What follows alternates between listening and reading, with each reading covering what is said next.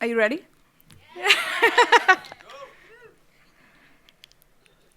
Language has always been on my mind. It has shaped the way I see the world, the way I connect with people, and the way I understand myself. I grew up in Tamil Nadu, India, speaking Tamil, one of the oldest languages in the world. In its long history, it has had to overcome many storms. One such was right in post independence India when Hindi, the language spoken in the north, was imposed on the people of Tamil Nadu in the search of a common identity. Many students rose in protest. One of them was my grandfather. Though I never got to meet my grandfather growing up, I got to know him through Tamil. The more I embraced my mother tongue, the more I understood where he and many other elders fought for. As you can see, language is more than simply a tool for communication. It is culture, history, centuries of knowledge, and now part of identity.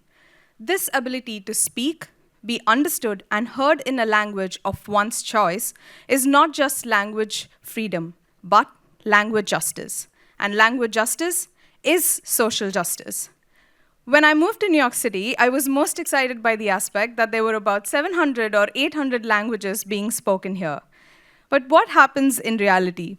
How many of you have actually experienced a language barrier in the US? As you can see, despite the 800 plus languages, English is embedded in most interactions in New York City, from taking the subway, helping a child with homework, and even reading a document. For example, while there are many language offerings like this, what would someone do if they didn't know what the word selection or begin means? And it's not just a few people. 1 in 4 people in New York, that is 2.5 million people, are labeled limited English proficient. That is, people who experience language challenges and who speak English less than very well. While the outcomes are fairly clear from language barriers, how does it really feel? I feel that nobody wants to hear me. At the train station, I just kept waiting for someone to help. I rarely leave the house without my family. Language barriers make people feel unseen, unheard, dependent, and often lost. But what would we do as cultural stewards and future ancestors? What if we listened rather than force others to be silent? It is with this question that I went to Sapna NYC in the Bronx, a community organization working with South Asian immigrant women. While many community members experienced language barriers and economic challenges, I got to know them deeply at the English classes and often over food.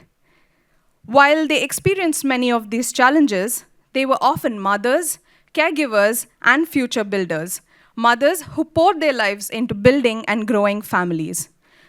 Like me, they also held strong connections to their mother tongues with similar histories in language and a love for their native language as well. Given this background, how do we look at community members as a whole, not in terms of deficiency, but one in terms of the possibilities they hold? And here's where I look at reframing as a way of social change, moving from the assumptions of looking at people as deficient, as not knowing a particular language, to one of thriving and people who are just enjoying the fun of a language, moving from limited English proficient to emergent bilinguals. How might we collectively imagine language needs for this community and truly notice them and see them for their hopes?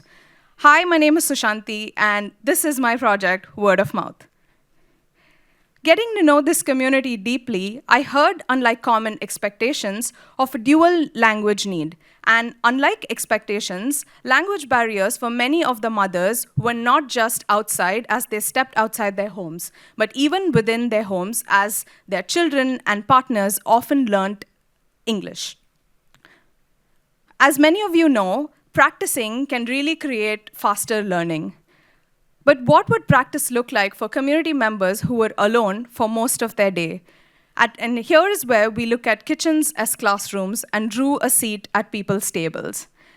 Over 15 weeks, members began practicing language by looking at things around themselves, from ingredients in their kitchen to things they spotted when they stepped out, to learning words like chop and blend. This approach of scaffolded learning helped members learn various components of English by looking at their lives and the richness they already held.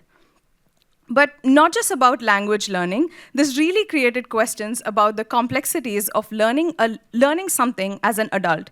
For example, in this practice sheet of someone writing a grocery list, it got me really thinking, have you ever wondered why butter is spelt the way it is and not B-A-T-A-R when it conveys like the same meaning? So, putting all of these learnings together, members over 15 weeks began sharing recipes.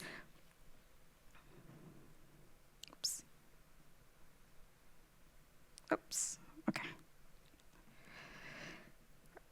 Okay. Members shared recipes that became the Sapna Ranagore or the Dream Kitchen Cookbook, a bilingual cookbook that not just is about English, but has dual components of both English and Bangla and helps members practice their learning.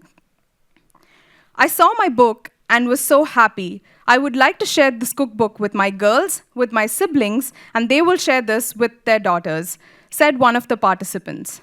But I hear you. This is great for communication within the household. But what happens when one steps out? As English speakers, many of us often take for granted the words that you hear in everyday life. For example, one participant said, I heard a word at the station while waiting for a train, but didn't know its meaning. Later, my teacher told me it's delay. Word of the Day is a daily behavioral reminder that introduces words that members experience as they navigate New York City, from doctor's appointments to public transport to even talking to their children. These are words that, when introduced to members, often led to moments that had people going, oh, this is that word. And beyond words, what about conversations? While New York City has many language offerings and services, what does someone say once they head to a particular place? Here's where I introduce Zines for Scenes, a conversational practice tool based on Rafia and Rizwan, two characters who navigate different New York City services. And both the zines actively use one phrase, I'm practicing English, as a way to shift people from apologizing for not knowing English to declare their growth. And finally, putting all of this together is the Practitioner Playbook, a nudge for educators and anyone interested in language, frankly, to pick up and adapt for learning in their own spaces. As you see, we move from being unseen, unheard, dependent, and lost to being seen, heard, full of possibility and belonging. And that's what word of mouth intends to do. While I want to bring this quote from Nikki Giovanni, which says that while language is a gift, listening is a responsibility. I invite you to listen and build a home of many tongues, and one where we can live and thrive on our own terms. Thank you.